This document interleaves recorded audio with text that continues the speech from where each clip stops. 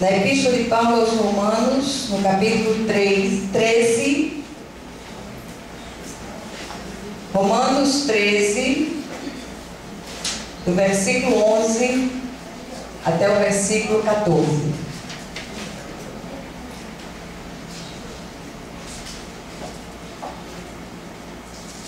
Romanos, capítulo 13, do versículo 11 ao 14.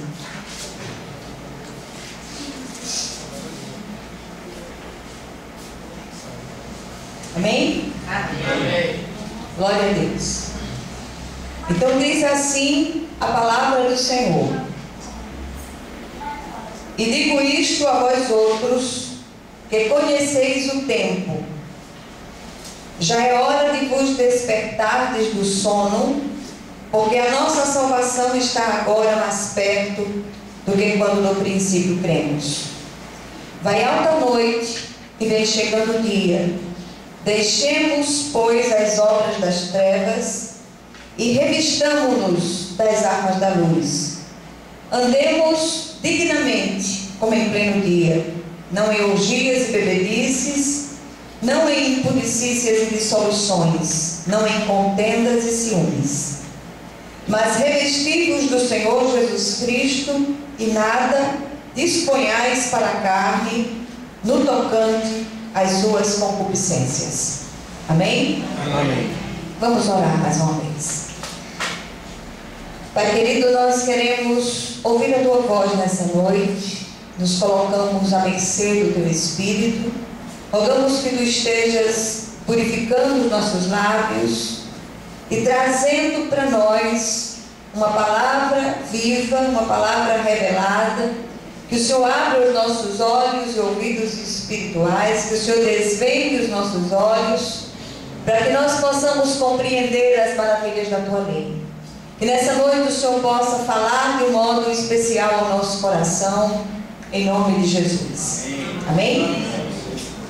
Queridos, eu gostaria de hoje à noite convidar a igreja para, junto comigo, nós refletirmos na necessidade de preparação para a segunda vinda de Jesus. Esse texto é um texto bem conhecido da palavra, nós mesmos já pregamos nesse texto algumas vezes, mas foi o texto que o Senhor colocou no meu coração, e foi muito interessante a vinda dessa mensagem. Eu tive hospitalizada essa semana e ali no hospital,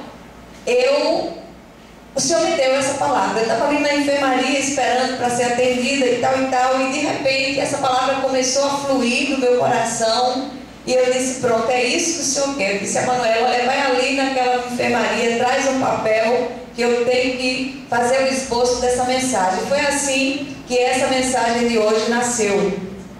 E quando o Senhor faz isso, é porque Ele tem um propósito vivo, um propósito especial para que aquela palavra seja trazida aos corações. Essa epístola de Romanos, aos Romanos, ela é chamada muito apropriadamente de o Evangelho segundo Paulo. E é muito fácil nós percebermos porque, quando lemos essa epístola e sabemos que ela tem sido, ao longo dos séculos, a carta das grandes conversões. E não é sem razão que tem impactado gerações. Ao mesmo tempo que aqui o apóstolo, ele é profundamente doutrinário, ele consegue ser também extremamente prático em suas colocações. O capítulo 13, ele é recheado de advertências e ordenanças com relação à vida cotidiana dos cristãos. E em poucos lugares da palavra, nós encontramos advertências tão práticas com relação à vida cotidiana, à vida que nós levamos no dia a dia. Ele ressalta as atitudes aqui, muito mais que as simples palavras. E nós temos falado sobre isso muitas vezes, da necessidade das atitudes daqueles que foram alcançados pela misericórdia de Deus, daqueles que Paulo diz nesse texto que nós lemos, daqueles que conhecem o tempo, que esses que conhecem o tempo, esses que foram alcançados pela misericórdia de Deus, esses ajam de acordo com aquilo que receberam de Deus. Domingo passado nós ouvimos uma palavra pelo rapaz que veio, o seminarista que veio falar aqui no domingo passado. Ele trouxe uma palavra baseada no livro de John Stott. Esse livro é Discípulo Radical, e ele fala exatamente disso. Foi o último livro daquele homem de Deus, que fala da necessidade das atitudes cristãs se sobreporem às palavras ditas pelos servos de Deus. Então, queridos, nós estamos vivendo num tempo em que o discurso religioso tem caído em descrédito, especialmente em nossa época, por causa dos que pregam e não vivem, pregam e não agem. E eu estou, nos últimos tempos, eu não sei se eu estou ficando velha, eu sei lá o que é isso, eu sei que eu estou ficando de um jeito que eu tenho uma certa prevenção contra aquela enxurrada de versículos que vem muitas vezes, que sufocam as pessoas. E esses versículos, não é que os versículos não devem ser ditos, mas é preciso que você aprenda a viver o Evangelho antes de pregar esse Evangelho. E esse viver o Evangelho começa dentro de casa. Então, queridos, mas que em qualquer outro tempo se faz necessário viver esse Evangelho, chamar o Cristo para o nosso cotidiano, chamar Jesus para andar conosco no caminho, chamar Jesus para nos ajudar a fazer as tarefas diárias, convidar Jesus para ir adiante de nós cada vez que nós precisamos resolver algo. Muitas vezes nós preferimos nos esconder sob o escudo da fé e dizer assim: não, eu vou esperar que essa resposta caia do céu. Mas eu quero chamar a atenção da igreja. Eu quero chamar a sua atenção, você que conhece o tempo, você que foi alcançado pela misericórdia de Deus. Nós precisamos unir a fé, a oração e a ação. Algumas coisas só Jesus pode fazer, mas há coisas que o Senhor nos habilitou a fazer. E tem um texto na palavra, nos evangelhos, que nós encontramos. Me parece que os 3 evangelhos sinóticos, eles tratam desse assunto, da ressurreição da filha de Jairo, que está ligada imediatamente à questão daquela mulher que tinha um fluxo de sangue. E Jairo vem procurar Jesus e diz a ele que a filha dele está à morte. E Jesus, mesmo com a urgência tão urgente de Jairo, Jesus para e vai acudir aquela mulher que passa por cima das convenções, aquela mulher que passa por cima de todas as tradições do seu povo e toca na orla da veste de Jesus. Então nós vemos ali 2 tipos de fé: a fé que age e a fé que espera. Quando é que eu devo agir? Quando eu sei que Deus me habilitou para fazer as coisas. Quando eu sei que tem meios aos quais eu possa recorrer, meios humanos, aos quais eu possa recorrer, e não é pecado nós recorrermos a esses meios humanos, debaixo da potente mão de Deus, debaixo da oração, para que o Senhor nos conduza em triunfo por determinadas trilhas. Mas há situações, como a situação da filha de Jairo, que na verdade, quando ele veio procurar Jesus, poucos minutos depois ele recebeu uma delegação que veio de sua casa e disse: olha, não incomodes mais o mestre não, porque tua filha já morreu. E Jairo fica parado e Jesus olha para ele e diz aquela série de frases que nós estamos acostumados a ouvir: não temas, crê somente que tua filha será salva. Então há coisas assim, é preciso discernir, é preciso perceber aquilo que o Espírito fala ao nosso coração. O apóstolo Paulo ordena aqui nesse texto, que fala de uma forma muito clara sobre a segunda vinda de Jesus, ele traz algumas ordenanças, ou ele ordena algumas atitudes práticas para aqueles que conhecem o tempo e querem esperar pelo Senhor com a vida de testemunho. E a primeira coisa que nós ouvimos o apóstolo ordenar aqui aos seus leitores em Roma é que eles deveriam despertar do sono. E que sono é esse que Jesus, que o Senhor, através do apóstolo Paulo, fala aqui? Certamente é o sono da apatia, da mornidão espiritual, que tem levado muitos a arrefecer na fé e no testemunho, deixando-se envolver pelos apelos do mundo. Olha, Jesus está às portas e não podemos adormecer como aquelas virgens nécias da parábola contada por Jesus, que perderam a hora da chegada do noivo. Com o que nós temos nos envolvido, com o que nós temos estado às voltas, que temos esquecido, que temos adormecido, cochilado diante daquilo que o Senhor tem requerido de nós. Então é uma palavra reflexiva, é uma palavra que nos leva a parar para pensar.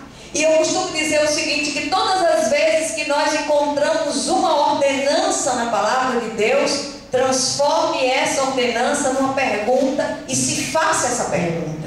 Então é interessante que nós, nesse momento da mensagem, nós paremos aqui e possamos dizer assim: olha, eu tenho adormecido, eu tenho cochilado na fé, eu tenho me colocado numa postura que tem entristecido o coração de Deus.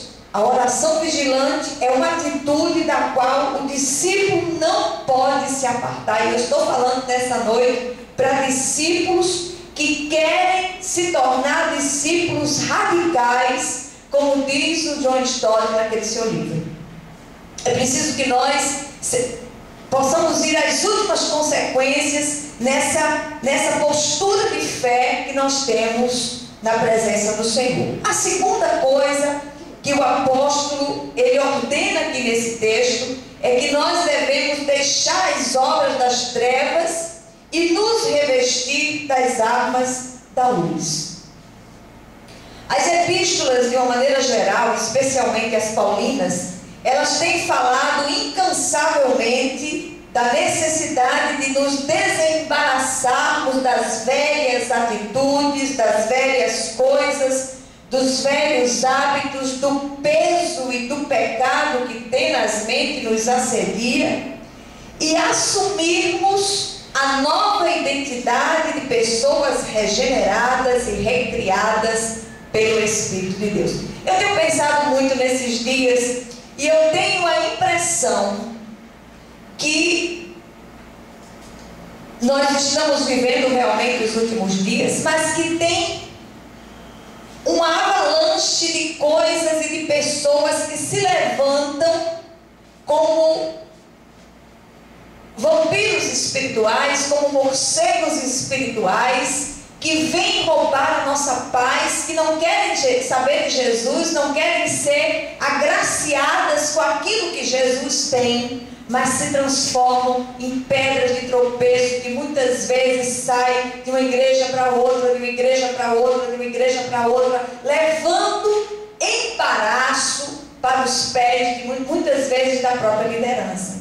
Então, que em nome de Jesus nós tenhamos esse discernimento, nós busquemos esse discernimento espiritual e possamos dizer: Senhor, eis-me aqui, mas me dá discernimento para que eu não perca tempo, para que eu não pare no caminho, para me embaraçar com com tais pessoas, ou com tais situações, ou com tais obras, que eu possa discernir tanto o bem quanto o mal.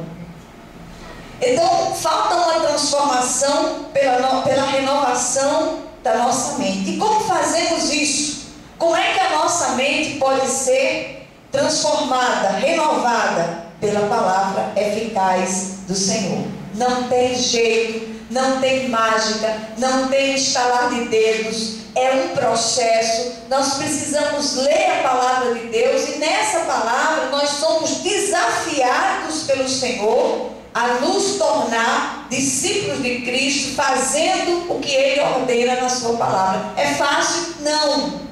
Eu não estou aqui fazendo uma apologia de que o caminho percorrido pelo cristão é um caminho fácil. Não é um caminho fácil. É um caminho difícil, é um caminho de lágrimas, é um caminho estreito, é um caminho ladeira acima, onde nós estamos subindo com muitos fardos. É preciso que a gente aprenda a caminhar nesse caminho, carregando cada vez menos bagagens, para que ao chegar lá em cima, nós possamos contemplar a glória de Deus.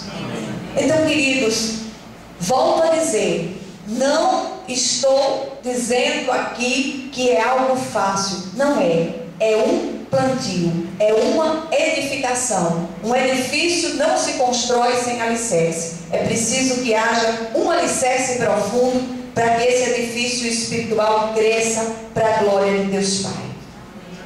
Falar de Jesus é facílimo. Estampar textos bíblicos nas roupas e paredes é ainda mais fácil. No entanto, ter atitudes que proclamem o Cristo tem ficado cada vez mais raro. Por que será? Que possamos parar para refletir. Eu quero fazer uma ressalva. Eu não estou falando daquele trabalho que é feito incansavelmente pelos irmãos evangelistas. Preste atenção, eu estou falando de dia a dia com o Senhor, em casa, na rua, no trabalho, na vizinhança, no meio da parentela, aonde quer que você esteja. Eu não estou falando do trabalho lindo que é feito por Tom, que é feito por Ruth, que é feito por tantos irmãos aqui dentro, que vão abordar pessoas. Não é disso que eu estou falando. Eu estou falando de vida diária com o Senhor lado a lado. Vida diária com Paráclitos, com o Espírito Santo de Deus, que foi chamado para estar ao nosso lado, para estar também em nós e nos conduzir em cada situação. É disso que eu estou falando. Muitas vezes eu tenho a impressão que eu não me faço compreender perfeitamente, mas eu queria que hoje o Espírito de Deus, Ele tocasse o seu coração, que o Espírito de Deus ministrasse a sua alma. Como é que tem estado o seu dia a dia com Jesus? Em nome de Jesus, não responda isso para mim, responda para si mesmo. Peça que o Senhor revele a você as áreas da sua vida que precisam ser tratadas pelo Espírito de Deus, e diga a Ele: vem com toda liberdade, entra no meu coração, faz uma varredura na minha alma, entra nos lugares mais escondidos do meu coração e limpa tudo e tira de lá de dentro tudo aquilo que não é teu, em nome de Jesus. Amém. Então, queridos, a palavra é clara. E nós precisamos olhar para essa palavra com temor e tremor na presença do Senhor. Terceiro lugar, o apóstolo ordena que nós devemos andar dignamente como em pleno dia. E eu comecei a pensar sobre isso. O texto aqui ele fica mais específico e enfático. Note que o apóstolo está falando para crentes, para aqueles que conhecem o tempo, para aqueles que esperam pelo Senhor, para aqueles que não acham que a vinda do Senhor é uma lenda, mas é algo real, é algo plausível, é algo que está para acontecer, é o próximo acontecimento profético. O arrebatamento da igreja é real. As igrejas falam um pouco sobre isso, mas é necessário que nós tenhamos essa perspectiva, que nós adoremos nessa perspectiva, que nós aprendamos a palavra nessa perspectiva, que nós pratiquemos a palavra nessa perspectiva, em nome de Jesus. Ele diz andar como em pleno dia. Isso significa de forma clara, de forma transparente, sem ter nada a esconder. E ele diz de uma forma muito prática: não andar em orgias e bebedices, não andar em impudicícias e dissoluções, não andar em contendas e ciúmes. Não sei se você se encaixa aqui em alguma dessas admoestações, alguma dessas ordenanças de Paulo, mas que cada um de nós examine-se a si mesmo. Eu tenho dito muitas vezes aqui que nós não somos fiscais da vida do outro. Que nós sejamos fiscais da nossa própria vida. Se você fizer isso, você já está fazendo grande obra para Deus. Amém? O Senhor, Ele requer de nós uma vida de santidade, no sentido de separação do pecado, não de santa harmonia exterior para impressionar apenas os tolos. Deus não se impressiona com a sua aparência exterior de piedade. Deus olha, prescruta a profundidade do seu coração. Eu fico tão impressionada porque o Senhor disse que a palavra ainda não nos chegou à boca. O Senhor já conhece. Aquela intenção mais oculta do nosso coração, o Senhor conhece. E isso, eu não sei se vocês sentem a mesma coisa, mas eu sinto temor e tremor diante dessa revelação da palavra. Que Ele possa nos sondar. O salmista diz: Senhor, Tu me sondas e me conheces, sabe quando me deito e quando me levanto. O Senhor sabe tudo a nosso respeito.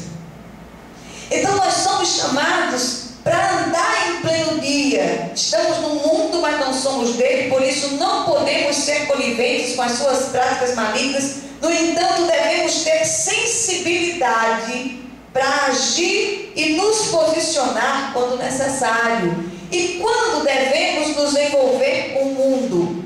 Quando precisamos ser canais de Deus para alcançar quantos vivem distante deles. Essa semana eu estava meditando sobre a palavra e algo me veio muito forte ao coração. Daqui para frente, nós precisamos aprender. O grande desafio para nós é aprender a testemunhar sem palavras. Amém? Amém. Já começa uma grande perseguição se preparando de forma subliminar. Já não se pode pregar dentro dos shoppings. Já não se pode pregar em determinados lugares. Eu glorifico a Deus porque ainda não se levantaram para proibir a ministração da palavra no opcional, né, Tom? Mas nos trens já não pode. E o que é que nós estamos fazendo? Essa semana eu fui convidada para pregar numa como é que chama? Jornada evangelística, não sei o que e tal. E o irmãozinho muito entusiasmado: olha, pastor, eu quero fechar a rua. Eu faço uma coisa dessa, meu irmão. Vamos fazer de uma outra maneira. Vamos pedir a direção do Espírito para fazer de uma outra maneira, porque na hora que você fecha a rua, você já está dando um testemunho ruim. E que nós possamos ter sabedoria do céu. Busque sabedoria, busque discernimento celestial, busque estratégia de Deus. Você tem que fazer uma pregação, um evangelismo criativo.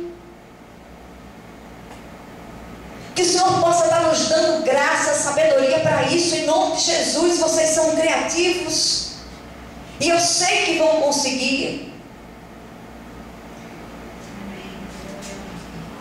quando nós nos permitimos ser canais de Deus para alcançar quantos vivem distantes dele, coisas tremendas começam a acontecer. Amém? Amém.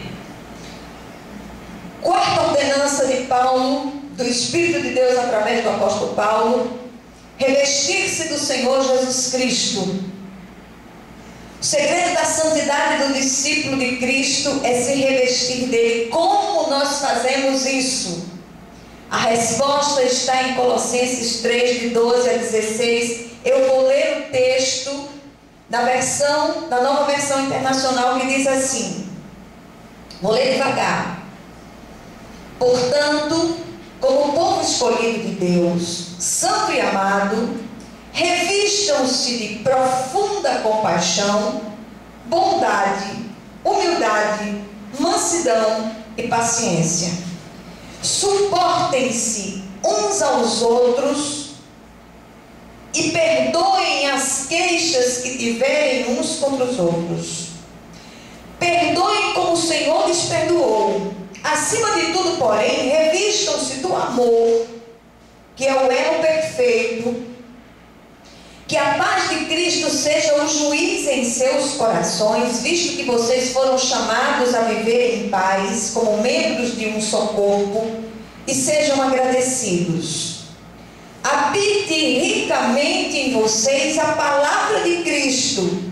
Ensinem e aconselhem-se uns aos outros com toda a sabedoria e cantem salmos, hinos e cânticos espirituais com gratidão a Deus em seus corações. Amém? Amém. Aqui também vale salientar a necessidade de prudência e discernimento para perceber as artimanhas do maligno através daqueles que não querem Cristo, mas apenas trazer embaraço e peso para aqueles que estão fazendo a obra de Deus. Cuidado, irmãos que estão envolvidos na obra de Deus, mais uma vez, eu chamo a sua atenção, peça ao Senhor discernimento antes de botar a mão em determinados arados.